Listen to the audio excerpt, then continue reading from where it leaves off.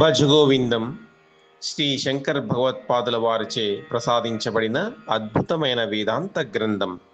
మరి ఈరోజు భజగోవిందంలో 8వ శ్లోకాన్ని విశ్లేషణ చేసుకుందాం.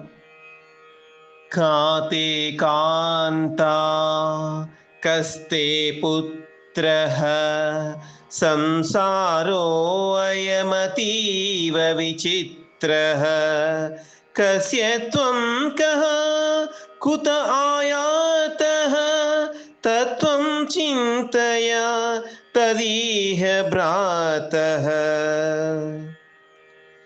తే కాంత అంటే నీ భార్య, కా ఎవరు, తే పుత్రః నీ కుమారుడు, కహ ఎవరు, అయం సంసారః ఈ సంసారం, అతీవ విచిత్రః బహు విచిత్రమైంది, త్వం నీవు, కస్య ఎవరికి చెందినవాడవు, కహ ఎవరు, కుత అయాతః ఎక్కడి నుంచి వచ్చావు, భ్రాతః సోదరా, తత్ ఆ తత్వం తత్వాన్ని, ఇహ ఇక్కడే ఈ దేహంతో ఉండగానే, చింతయా విచారణ చెయ్యి. నీ భార్య ఎవరు, నీ కుమారుడెవరు, ఈ సంసారం బహు విచిత్రమైంది, నీవు ఎవరు, ఎవరికి చెందినవాడవు, ఎక్కడి నుంచి వచ్చావో సోదరా, ఆ తత్వాన్ని ఇక్కడే ఈ దేహంలో ఉండగానే విచారణ చెయ్యి అంటున్నాడు ఆదిశంకరాచార్యుల వారు.